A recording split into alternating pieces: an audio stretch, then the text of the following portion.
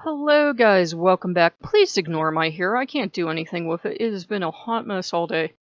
Anyhow, I want to talk to you about Loki and dreams and kind of like getting warnings. Um, if you're new to the channel, my family is not the best family. Well, that's the short version. And if you've been with me for a while, you know how the aunties be.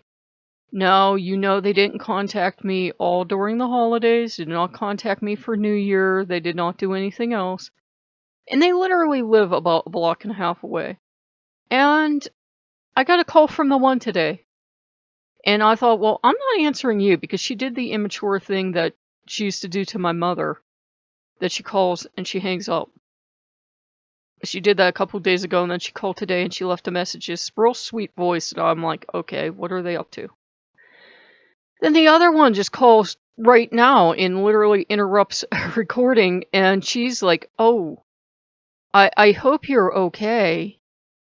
And, you know, some stuff about herself, and then she's going out for groceries next week. If I'm interested in going, she'll take me. Now, you all remember the story, how much she would do for me if I would go, and I'm obligated to her.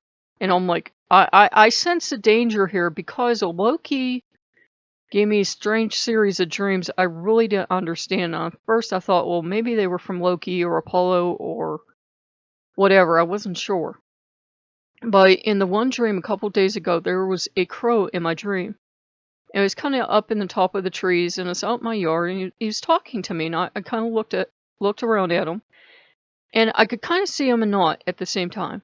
And then he was on the ground, and he wasn't. But there was on the ground, there was a single crow feather, like he was giving it to me.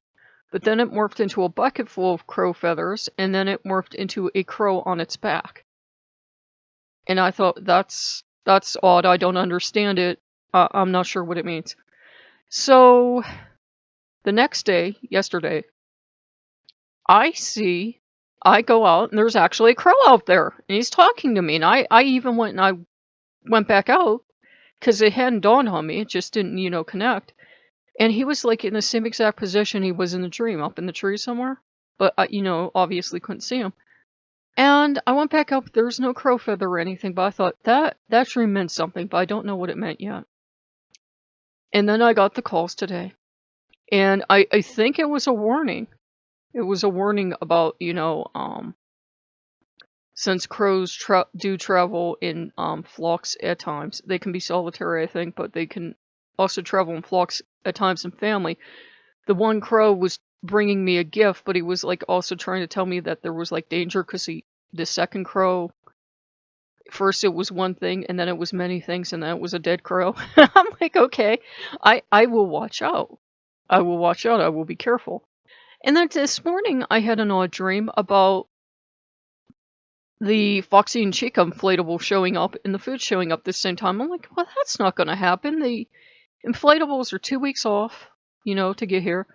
And the food will show up, but that's not going to happen. And darn if it didn't happen. The Foxy and Chica inflatable showed up, and the food showed up. So, putting them all together, the Foxy and Chica with the food dream came true. Though, I think there was, like, maybe a little more food in the, box, but I think it was, like, a metaphor. And the crow dream came true because the crow was up in the tree, though the rest of the dream did not come true. I think it was a warning to be careful because Loki knows I'm soft-hearted. I can seem really mean and I can get really vicious if you back me into a corner, I will. But as soon as I heard this little old lady being so sweet, you know I wanted to pick up the phone. And as soon as the other one called and was acting so nice, you know I wanted to pick up the phone. But I know what life with them is like. It would be all I do for you. You don't appreciate anything. I'm spending so much money on you. And literally the way they spend money on me is they're going to the store, they give me a ride. I come back and then they say, you owe me. They'll say, you owe me because I took you. You owe me. You should be buying a paper every day. They've seriously said this to me. You should be buying a paper every day and give me the coupons every day. You owe me money. I should be charging you money. Don't ask me to take you out because it's not worth it. I would charge you at least $20 to $50. These are all things I've heard. And, about my weight. And it would be, it would be on my weight. It would be about what we do for you. I know they're after something. They only remember me when they want something. There's something they think I have that they think one member of their family, because I've been repeatedly told I'm not family. And when they both refer to themselves as my aunts, my little fox ears popped up, and I'm like, you have told people we've met in public we're not related. You have told people I'm not your real family. When did we become family? Something's going on. And that sounds paranoid if you haven't lived with them for 40 plus years, but trust me, that's how they are. So I'm going to be careful. I looked at Loki and he says, I know you're miserable. And he says, I'm going to let you decide on this. If you decide to go with them and spend time with them, that's on your lookout. But he said, every time you let people back into your life, it takes so much longer to get them out. Because the gods already did the thing of separating you from these people, and then you let them back in. So I am going to purposely not answer those calls. I know it sounds cruel to people that are new to the channel, but for my mental health and for my happiness, I can't. Because, everything I do to those people is wrong. They don't even know I'm pagan or pansexual. Oh my god, they would plot. And, everything I do to them is wrong, and I'm stupid, and I'm worthless, and I don't have a real job, and all this other trash. And I am saying stuff they've said to me. I'm not exaggerating. I am saying stuff they have said to me. So why would I call them back? Why? And sometimes we have to remember the people who have abused us in the past. It doesn't just have to be physical, emotional or verbal abuse are just as bad as getting hit. And I've had it all, so I can tell you it hurts just as much. And I think I'm surprising them because I am my mother's daughter, and that's part of the reason they hate me, because they hated my mother and they tried to drive her away. But I'm not like my mother that she would always give in. She would hold out a little bit, and then she would always give in. She would call them, and they verbally abuse her. And I'm like, I've had enough. I've had enough. I'm walking away. And I've kind of sensed my mother's presence lately. And I've been like, I've been appreciating having her around, because, I do miss her. And I think she's been like kind of trying to warn me in her own way as well that, they're just looking to cause you trouble. Because these are the same people that gleefully tell me that I'm going to lose this home, be homeless, and everything else. Why would I return your call? Do you even hear the words that come out of your mouth? I'm sure they don't treat the rest of their family that way, though I don't know. The one aunt had the common sense to go off and never have anything to do with her.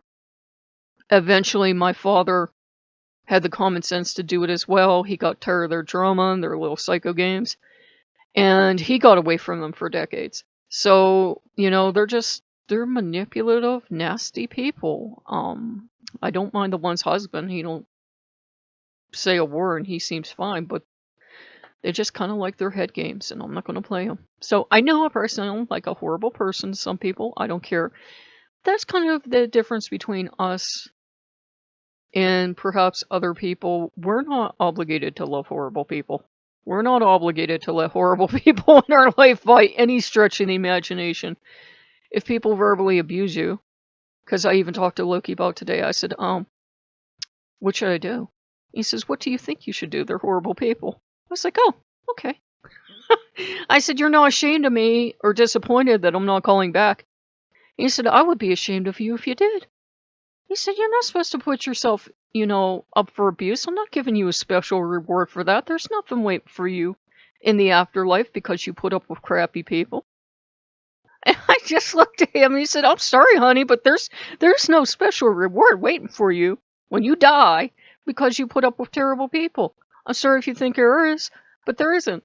I've often told him he just ruins my life on a daily basis. And he just smiles. But he's very much tell it like it is. So yeah, I'm kind of glad he warned me because, I'm going through enough right now. I still don't know if I have the health insurance. And everything else is going on. And I'm like, well, I'm not getting back into that circus. I've literally not heard from them since, what, last summer? Whenever I was getting the roof on, that's around the time I stopped talking to them. Haven't heard from them for about half a year, and now they're showing up. I know they want something. They want something, and they think I have it. Last time they called me, they literally wanted me to give them my stove. Because I don't need it. And their daughter needs it, and she's worth more. They're lovely people if you like people that seem like they got spawned by Satan, and that's per Ruth of Satan, but you know what I mean. So, I will see you guys later. I am okay. Loki warned me. Papa Fox warned me. Kind of used the crow form there. Or maybe it was Apollo, or maybe it was my mom, or maybe it was someone else, but I am grateful whoever, had my back. And I know I have Christians that watch. I don't think, personally, no disrespect meant to people that follow the Bible, but I don't think Jesus would have you hang out with people that hurt you. Why would he? He loves people. Why would he, tell you to put yourself through emotional abuse? So I don't think Jesus would be like, yeah, these people that treat you lousy, you have to be with them. I don't see that happening. But, that's my 2 cents, and you can take it or leave it. No offense meant. So if you guys like what you see, like, comment, subscribe. I will see you later. I apologize for the hair. It looks so terrible. I know. See you guys later. Bye-bye.